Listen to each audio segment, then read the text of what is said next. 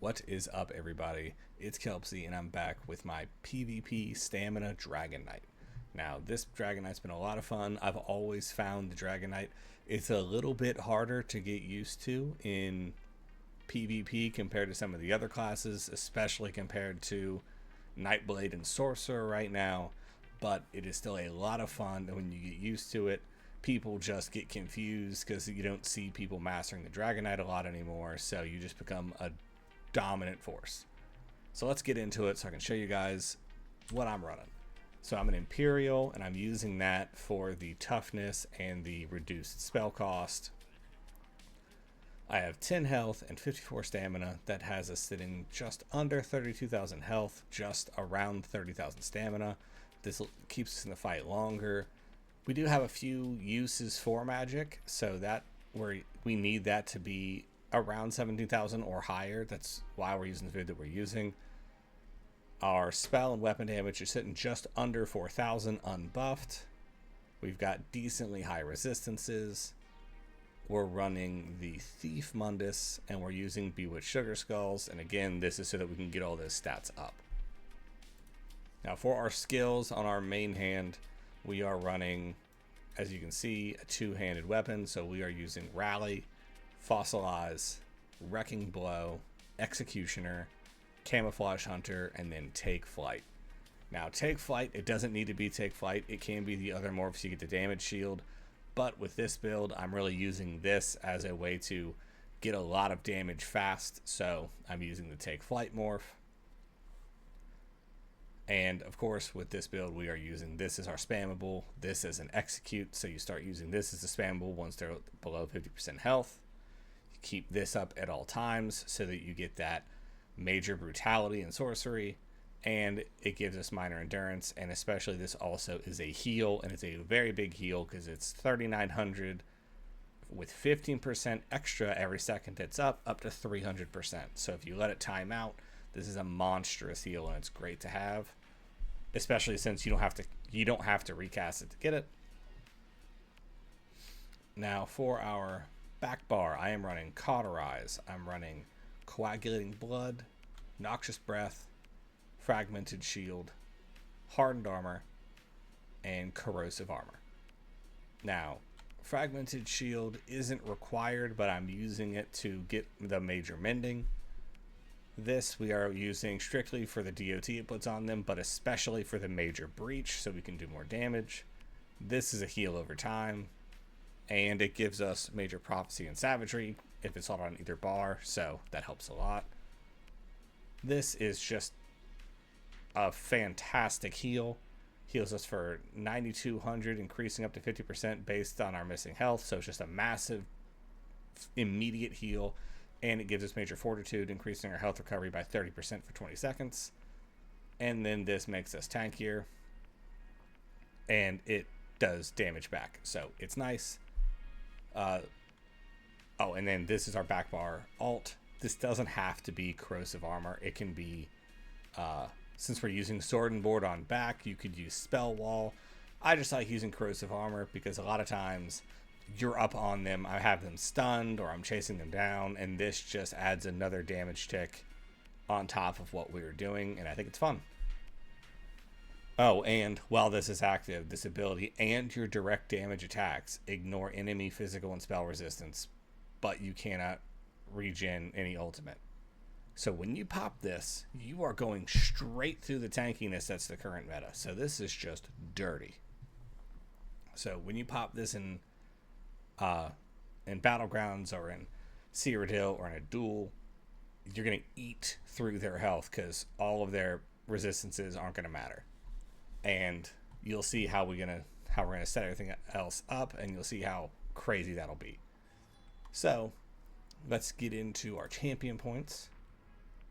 We're running very standard PvP champion points: Duelist Rebuff, Wrathful Strikes, Deadly Aim, Master at Arms, Pain's Refuge, Celerity, Balanced Vitality, Fortified. Fortified could be you don't have to run Fortified. I like Fortified because it gives us more armor, but you could also run something like Survival Instincts. You can run Slippery, one of those, but on this build, I like that extra armor because we are in the shit a little bit more than we are in some of our other builds. And with all of that out of the way, let's get into the sets we are running. So first, we are running the Mark and Ring of Majesty with the weapon and spell damage on the stamina version that's infused. And for our monster set, we are running Balors.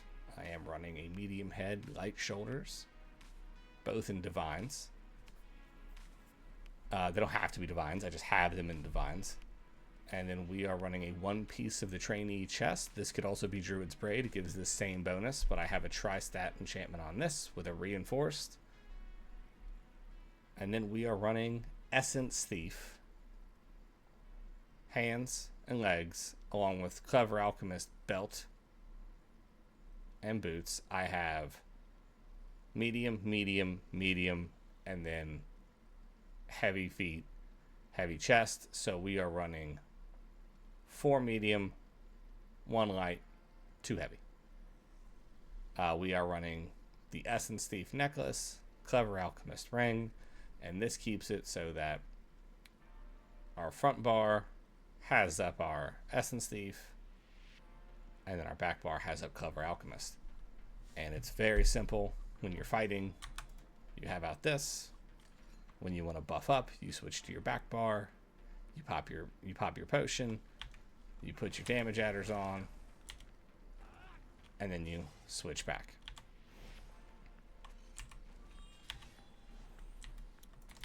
So we'll hit that real quick. Grab that. So buffed up, we are sitting right around 5,000 weapon damage, 30% crit. We have a lot of buffs up. And that doesn't reflect the increase in damage we get from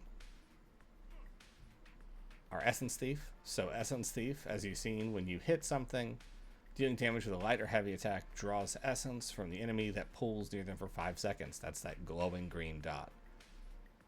And then you run there and it heals you for 4,200, restores 4,200 stamina, and increases your weapon and damage done by 10% for 10 seconds. And the pull can happen every 10 seconds. So as long as you can stay mobile, which we are here, you will keep getting this proc where you can just keep grabbing the green dot and you'll do 10% more damage just on top. And it heals and it gives you stamina. So this is just a fun set if you're good at chasing down that green circle. And then Clever Alchemist, when you drink a potion during combat, you feel a rush of energy, increasing your weapon and spell damage by 651 for 20 seconds. So we're fighting. Grab that. Pop that. 5123. Resistance is at 25,000. Crit resistance at 1,500. Our pin is still low. It is. But we're tanky. We're doing damage. We're constantly healing. We have DOTs. This build just has a lot going for it. And I'll walk you through kind of what I do. I like having Cauterize up just because it's a constant heal. And I like having that on. If I'm near my group, I will pop this. You'll see that in some of the footage. But basically, I like having these things up. And then when we come up on somebody, I try to hit them with that. And then uppercut. And then just make sure that's proccing. We use Wrecking Blow to get that bonus damage. And that's basically it until they get low. And then you swap out. And then once we have our ultimate, you want to make sure when you have your ultimate, try and proc that, grab that,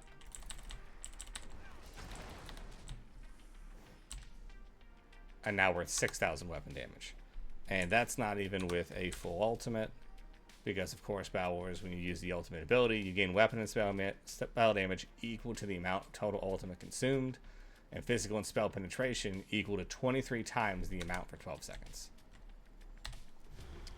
So we'll check that real quick. And also, remember, the weapon and spell penetration, that helps with our front bar ultimate, because this is just a gap closer that does damage and stuns them. With this, we automatically ignore their physical and spell resistances. So the little bit of pin we have is fine if you're going to use this ultimate on the back bar. Now this does cost 88 more, like almost 85 more ultimate. So I don't use it very often, but if I'm in Cyrodiil, I definitely use this. But now we're buffed up, we'll rebuff.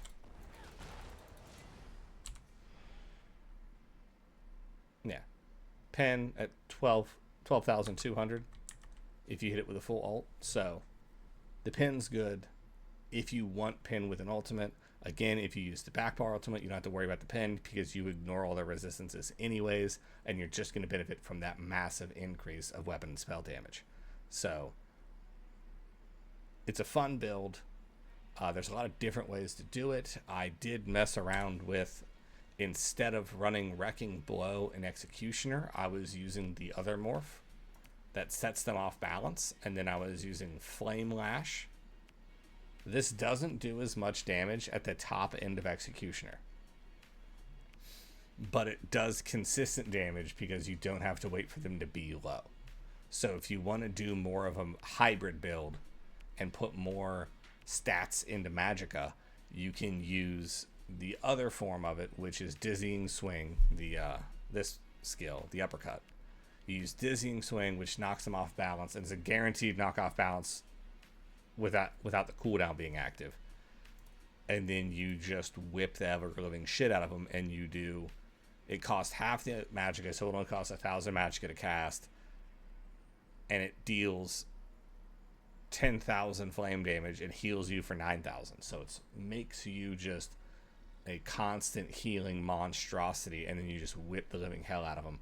But I decided I liked this more because the Executioner works really well. I'm comfortable with it, and it's just easy to remember to do. But I just wanted to mention that last part because that was another part of the build that I did. But yeah, I'm attaching some Battleground footage at the end of this. Hope you guys like it. Remember, this is a guide. It's an outline. It's not a law. It's not in stone. It's just a fun build that I've been using, that I'm enjoying, that I think you guys will enjoy. And I think you'll be able to take this outline and run with it and do it even better than I did. So thanks for the support. Hope everyone's enjoying the game. And I'll see you guys next time.